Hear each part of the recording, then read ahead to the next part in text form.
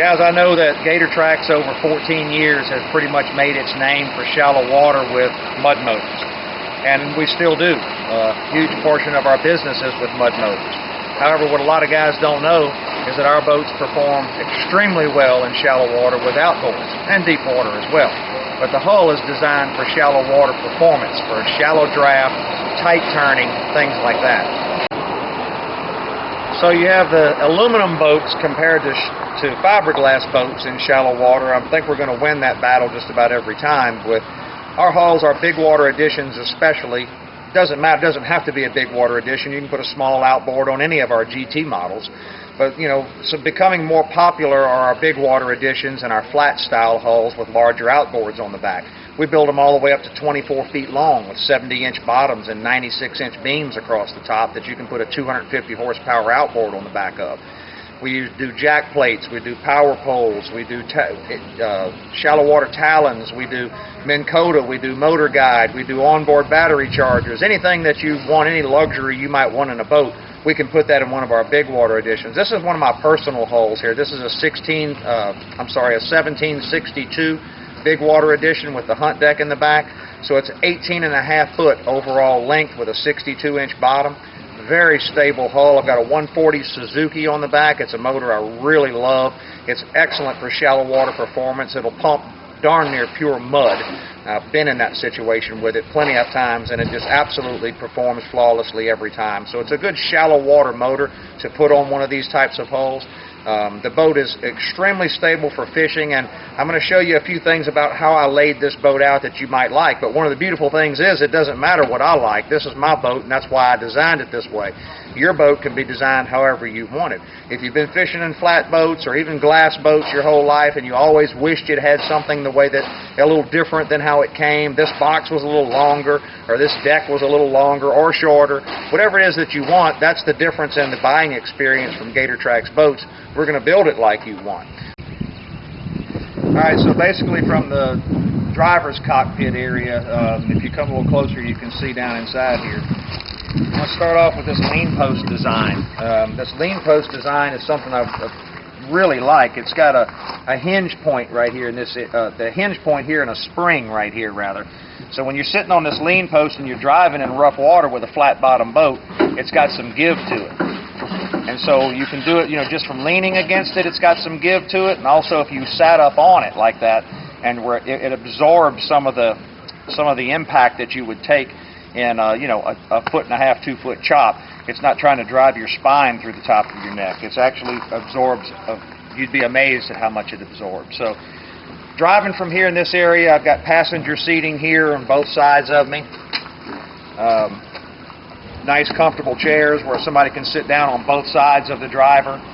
When the boat is killed and we get ready to get up and go fish, basically both sides of the console have a step that allow you to step up to this point and then step up to the deck. And once you step up to the deck, I've got good wide 18-inch wide catwalks right here. And I've got really good quality coolers down inside the boat that you can step on to go from one side to the next. If you needed to go across the opening in the floor here. But the opening in the floor here, I got that way so that I can put my fish cooler, my drink cooler, and all of my tackle boxes and bags down inside this cargo area, if you will. But when you have all that stuff down inside the cargo area, it's not in the way of your feet. You're not walking around it. I can go anywhere I want to on this deck and fish. As a matter of fact, many people can go anywhere they want to on this deck and fish without ever having to step over anything. If you need to step down inside the cargo area and sit on an ice chest and begin to rig your rods or whatever you have to do, you can do that. And you can step back up on the deck and everything's clean. When I get ready to go, we pull up the trolling motor, the power pole, walk to the back, come down the step.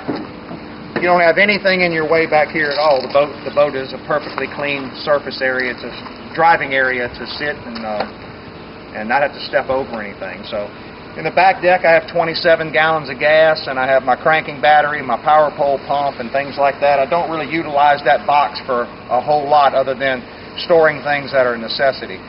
But if I want to have some dry storage in here, both of these catwalks on both sides open up to 8.5 foot rod lockers or storage boxes, whatever it is you want to call them. I use them for both. So I've got a lot of storage on both sides of the boat here underneath the catwalks. And then I've got an extended deck where my batteries for my trolling motor are under here. And I can also shove some stuff underneath that deck as well. Tackle box or anything like that I can shove underneath that deck, keeps it dry.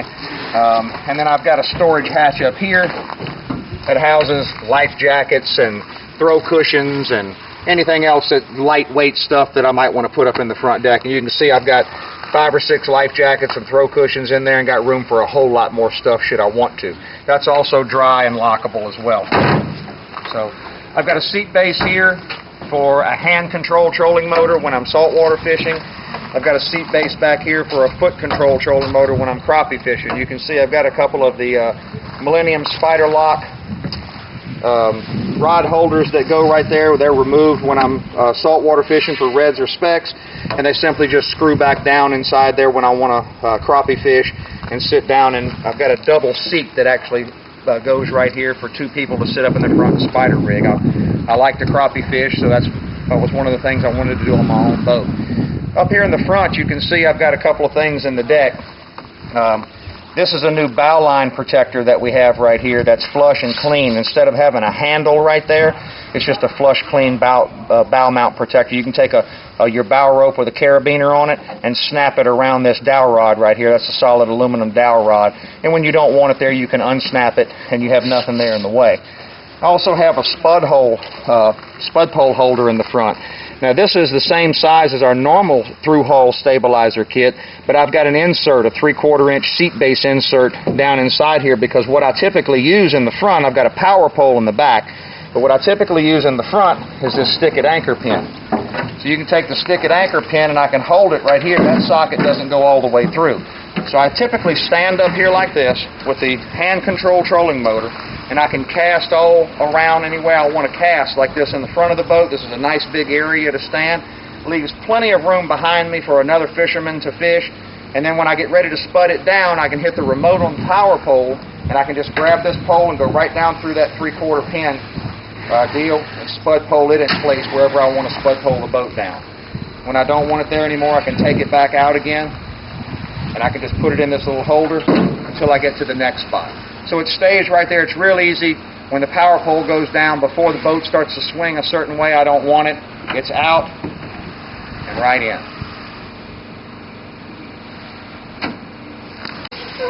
Another feature I put on my boat on this shallow water outboard big water edition that I have is a Det Wheeler jack plate. Great high quality jack plate. One of the things I like about it is the dial that it has. This dial is numbered 0 through 14. So when I want to start off on my jack plate, I turn it down to 0. And it goes straight to 0. When I'm running and I'm up and running and my gas is, I'm all the way forward on my giving the throttle, I can reach over here and I can turn it up to 7. If I know that it runs good on 7, I can turn it to 7 and forget it. The jack plate's going to stop at 7. If I'm coming up on a real sharp curve and I want to dig the jack plate down to make the boat make a sharp curve, all I got to do is reach up here and turn it to 0 and get my hand back on the throttle. I don't have to sit there and continually hold a switch. You can hear the jack plate going down back to 0.